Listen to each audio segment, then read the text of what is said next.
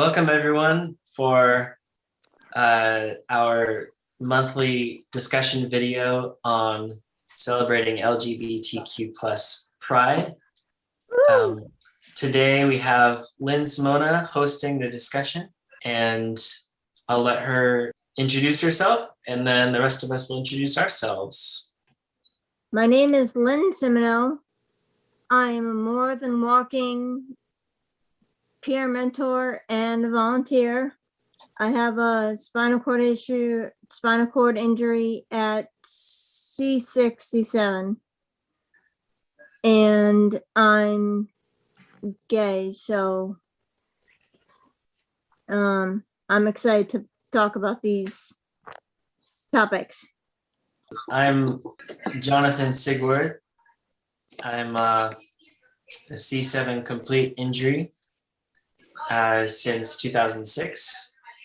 I'm from Connecticut and I am not gay. I am here as an ally, just to support, and really happy to be here with you all. And I am Nakeitha Rose, T4 Paraplegic from Bridgeport, Connecticut. I identify as lesbian, and I am also a More Than Walking peer mentor, and I'm happy to be here.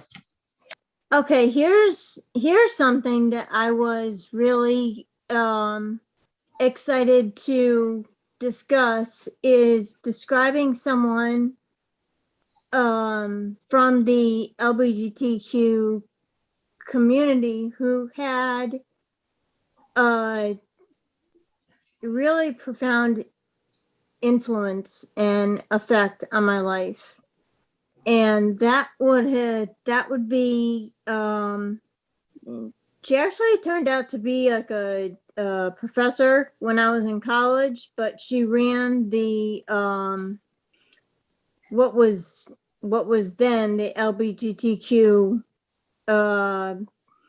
community center, even before it was an LGBT community center. So she couldn't even call it that. She had to call it our center. But I think she was the biggest influence on me, because she really, I talked with her a great deal. I hadn't come out before, and she just helped with anything and everything. So it was great having her. I wish I was able to talk to her now, but anybody else? I mean, besides myself, I don't really have anyone from the LGBTQIA community that has made a profound effect on my life, other than, everyday people coming out and just wanting to be themselves, regardless of what other people that don't actually respect the LGBTQIA community has to say. I think anyone and everyone who comes out, whether it's when they're young or whether it's when they're older, they make a profound effect on my life, because I came out at 21. So if you're just coming out, if you've been out for a long time, if you've never even had to come out, everybody already knew the situation. Mm-hmm. It is what it is. And I think all of those people are just positive people in my life. So mm-hmm. That's good. That's about when I came out too. It's definitely a tough time. Yeah, it definitely was. It's a lot different. It's a lot different when you're disabled as well as, so it's a lot. The obstacles are still the same, but it's harder to, I don't know, I guess harder to date. Still harder to date either way, if you're straight in the spinal cord community or whether you're LGBTQIA and in the spinal cord community. It's no difference. It's all about the person, all about the confidence. So that plays a big part. But there are not really a lot of places for people in the community that are disabled and that are LGBTQIA that can go and mingle and feel safe without having to be, amongst the able-bodied community, unless you're with friends or family. I definitely agree, which I think makes it much more challenging, and it can make it more dangerous. Like Nakeitha was kind of, that's the direction she was going, that it's like it's a bit more dangerous for, I think, people who are LGBTQ to date, because we are so vulnerable, and we're also a great minority. And I know when I go places, I look straight as an arrow. I don't think people can tell that I'm gay.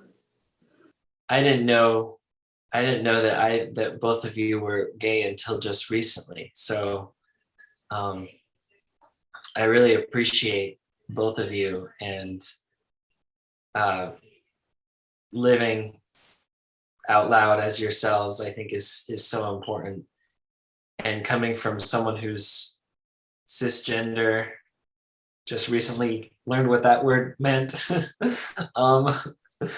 And also someone, I grew up in a religious environment where, we were taught that was wrong, that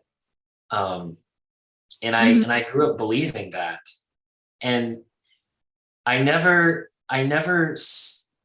felt any hatred or animosity or anything like that towards the LGBTQ community, but I definitely misunderstood. And I think when my mind started changing, I think in high school, I went to a student leadership conference, and one of the speakers was gay, and he said, let me ask you all a question. When did you decide to be a heterosexual? Yep. And I remember for the first time, I was like, wait, that's a really good question. And he's like, yeah, so we don't choose to be homosexual. It's not a choice we're making. It's how we are. And I think even then I was still, kind of pushing back against it. And it wasn't until I think college, after my spinal cord injury, I had a friend an elderly gentleman who was living with AIDS, who was gay, who was part of a very conservative Baptist church, played the organist, and he was, he would help me in the morning get dressed, bring me breakfast, help me get ready for the day. And he was openly gay, and just becoming his friend and hearing about his life, and learning about the conflicts that he lived with. He was openly gay, but he was part of this very conservative church, and he was against gay marriage. So wow.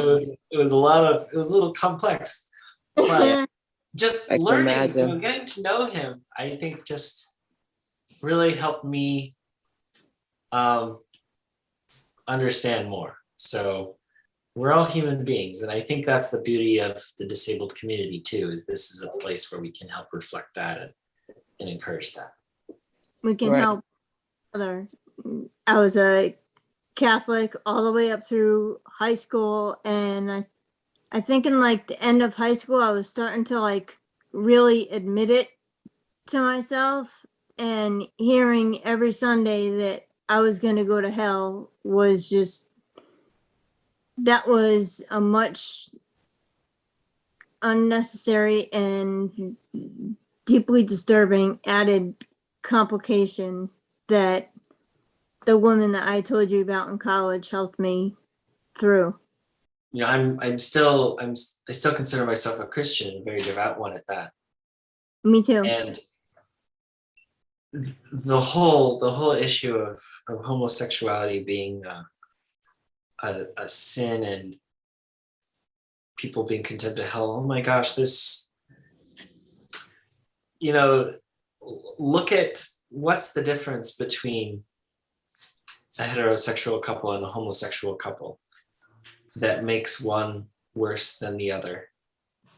And how many things can exist in both types of relationships that can be destructive? You know, they're the same things.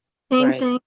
It's you know, the pride, I mean, not this pride, the negative pride, the selfishness, the hatred, the lazy, or I don't know, all those things that make life miserable. That's what creates our hell. You know, it's not who we love, it's how we love and how we don't love.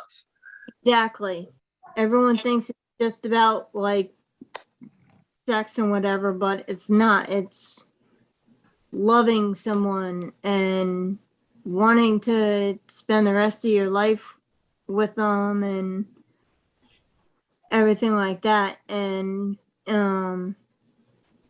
I switched religions. I wasn't Catholic anymore. Of course, they were gonna like kick me out of the church anyway, but now I'm in an open Methodist church and it's like night and day. I'm still a devout Christian and everything, but not having to hide and be able to be myself is such a huge relief, because it can feel like a ton of bricks when you're pretending to be someone that you're not. I definitely agree with that. But I think the biggest misconception is that it's just sex and that's it. And it's not. It's just like any other relationship. You know, I want to find someone that I can love and she'll love me, and someone to share my life with and things like that. It's like sex is like the last thing when I start seeing someone. It's, what do you think? Another misconception is basically, you know, it's a phase for majority of us, or we're just going through something, you know, and we just need to find a good man, and you know, all the normal sayings. Those are the biggest misconceptions. Like, there's nothing wrong with us. We just want to be accepted, loved, respected. That's it.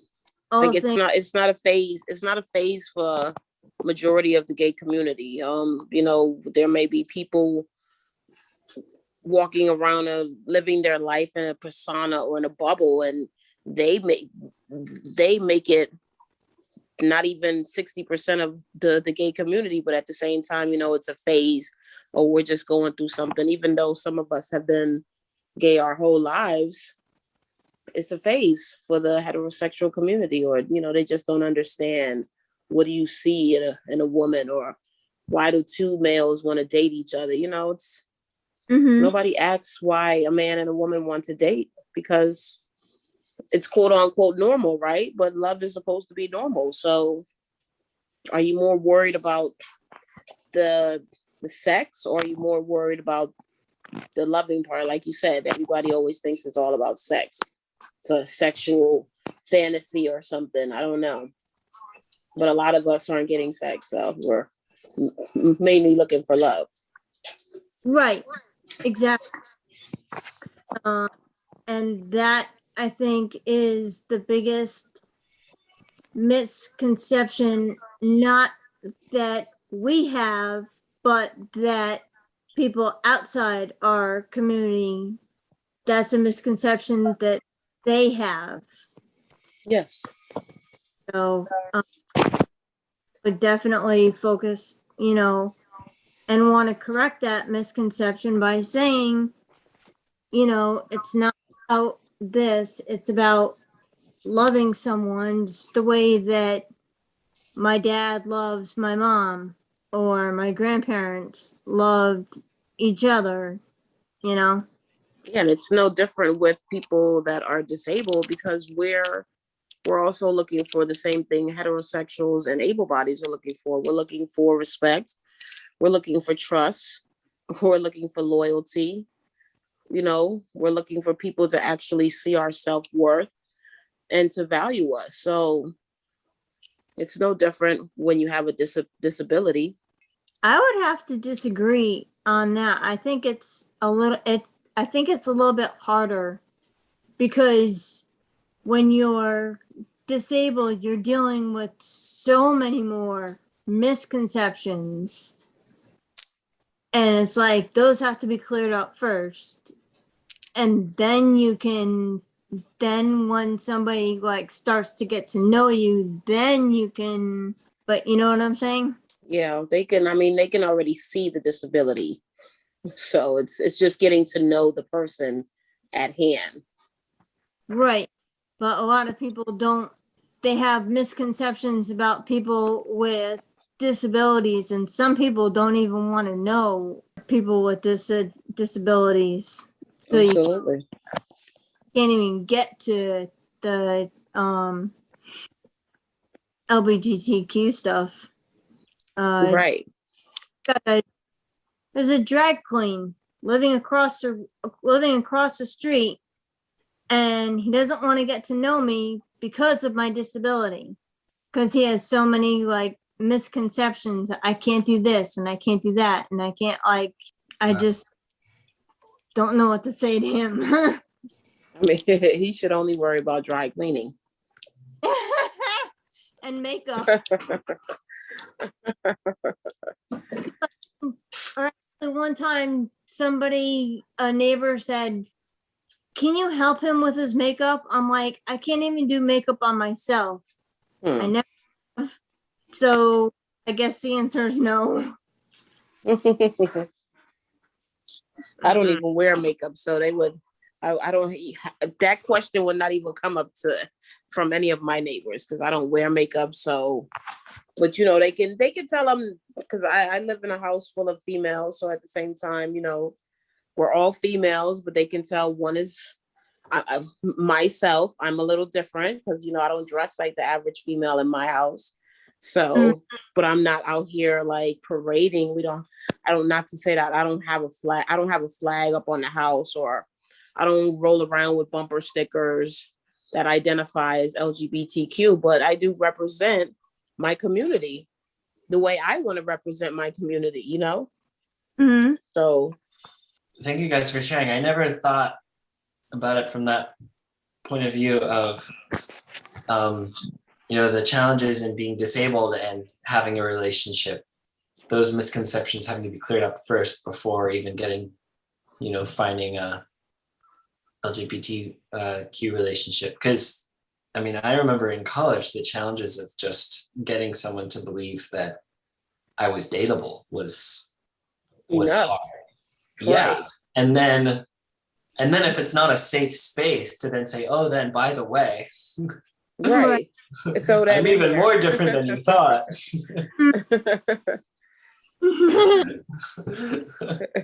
Oh man, that is hard.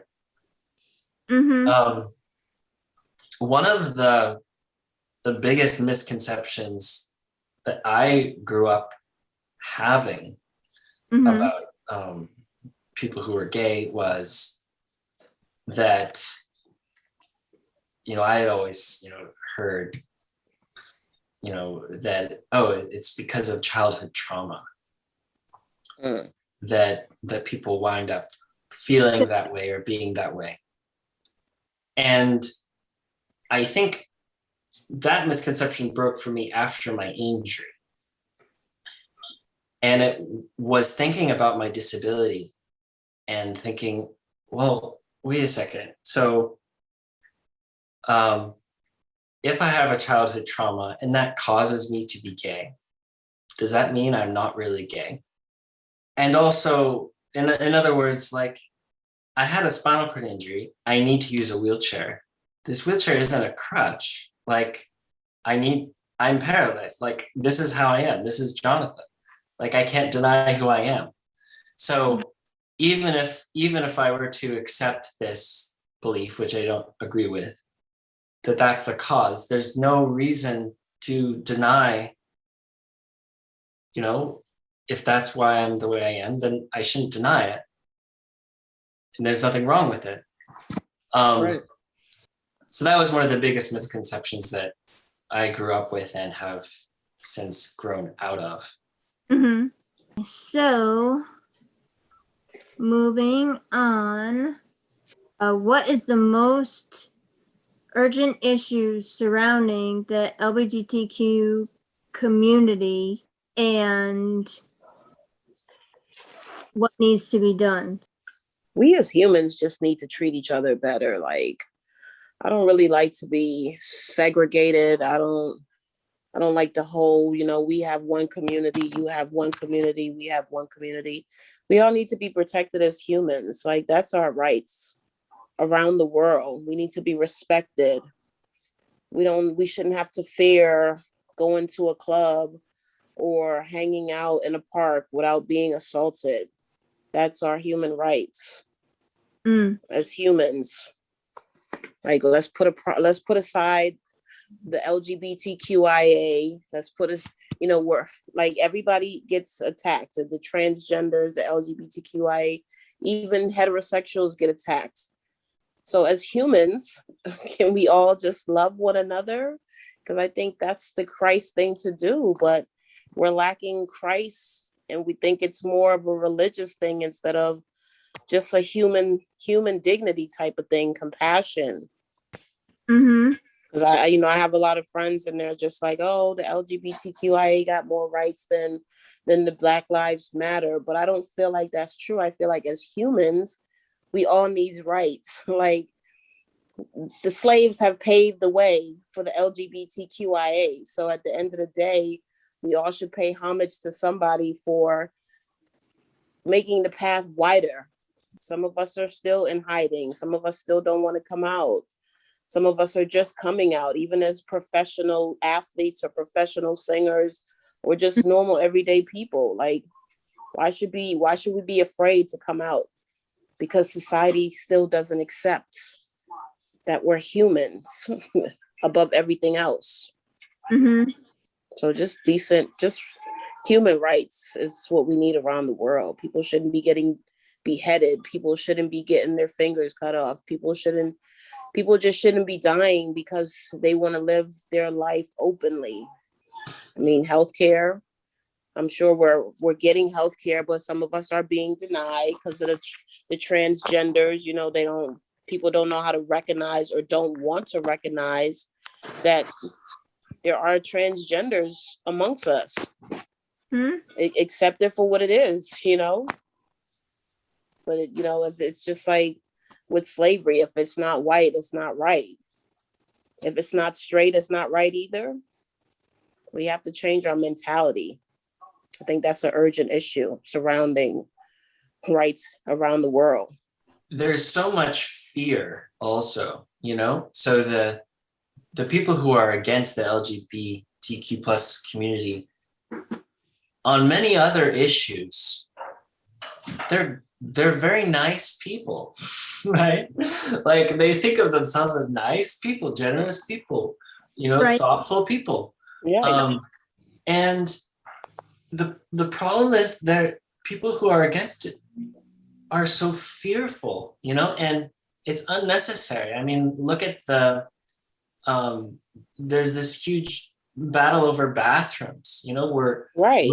we're afraid of letting someone who identifies with one gender or not choose where they want to defecate, like give us a break. It's if we can't face our fears, there's no way that we can really understand each other. And so getting over that fear and getting to know others, intentionally putting ourselves into situations where we make friends, where we allow people to come out to us, I think is so important in breaking down the assumptions and breaking down those fears, and just understanding that what we thought wasn't a big deal, what we thought was a big deal is not. And there are my wife and I just finished watching all the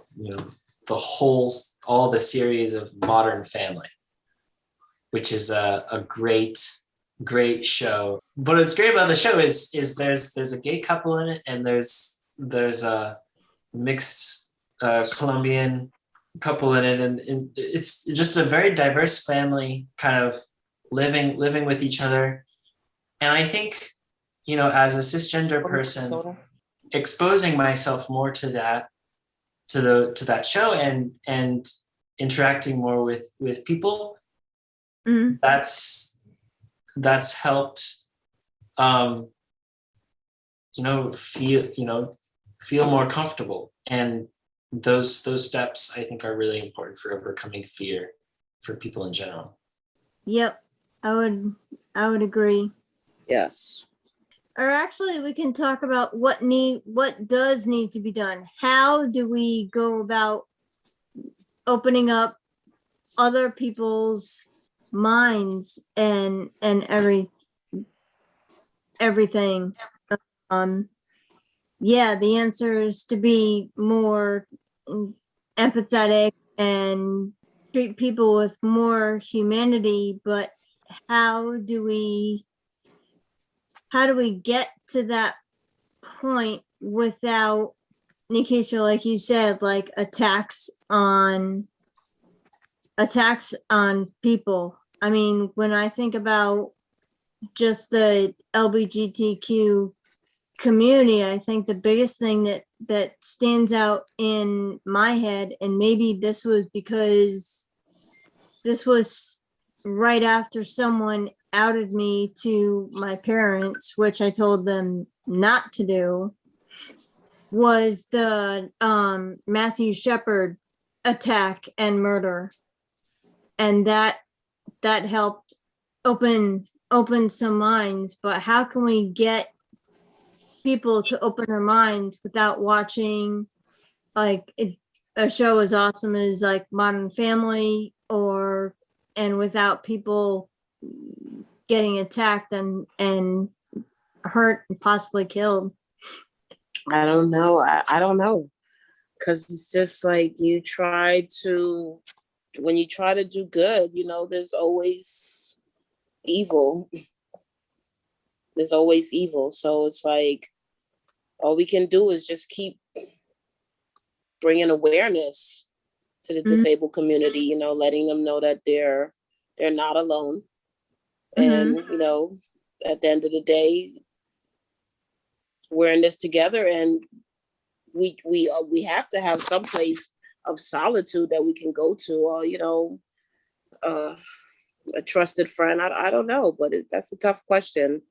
Because when you think you're safe, you're really not safe sometimes. Exactly. Well, I think, doing discussions like this, I think is also another way. This month, of course, is last month is Pride Month, and I've noticed that there are a lot of disability YouTube channels that are having discussions on LGBTQ plus rights and these issues. And that's really heartening, because I don't remember seeing as many before. And I think the more we just talk about it in our small groups, in small groups, not waiting for it to be on a show, not waiting for it to be a big thing, but just in every community that we're part of, just making it a normal conversation, I think is perhaps the most helpful thing to help create that safe space. You know, More Than Walking needs to be a safe space for that. Mhm. And, you know, I know in my mind, you know, I want our community to be global. You know, we have peer mentors in various different countries, some of which are, you know, extremely not LGBTQ friendly, you know, and it's going to be interesting when we get more members from some of those places.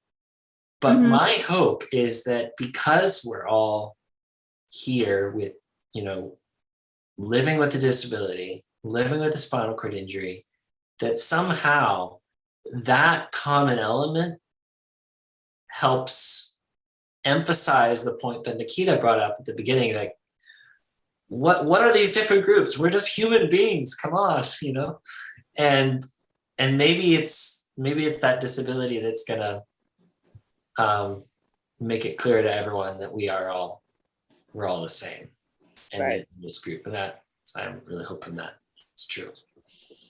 Mm. Yeah, me too. What can allies do to better appreciate LGBTQ plus members within the disabled community? I mean, just speak up, not even speak up, because it's like we have our own voices. We just want you to have our backs. You know, don't pretend when you're around your heterosexual friends. You know, just keep it a buck, 100, that, like they say. And show pride that you have friends that are a part of the LGBTQIA community. I think it's not about Jonathan, what was the word you said? Appreciate? Yeah. I think it's so much about appreciating someone as part of the LGBTQ community, but I think that education is going to make the biggest difference. I mean, you said it yourself that watching a sitcom and having an aide who was gay gave you a lot of insight, and I think that's what is really needed, especially for allies, but for everyone to better relate to and congregate with people inside the LGBTQ community. It's important that allies don't just come out and support in the month of June, right? Right. Right. It's all year round. And it's all year round. And it's behind the curtains. Mm-hmm. And so I think bringing it out of the curtains and making it a regular thing is going to be really important. And I want you guys to know, and everyone else to know, that more than walking is as an organization is going to stand behind the LGBTQ plus community 100%. And I mean, that's my vision for it, and make everything possible to make that a reality every day. Is there anything else anyone would like to share about your particular experience or anything else? I just say as a community, we have to learn to love each other as well. You know, Mm-hmm. let's work together instead of apart. And bring that together with the disabled community and the Black Lives Matter community and the autism community and every other community, and melt that together, and we can have a beautiful thing going on. So, you know.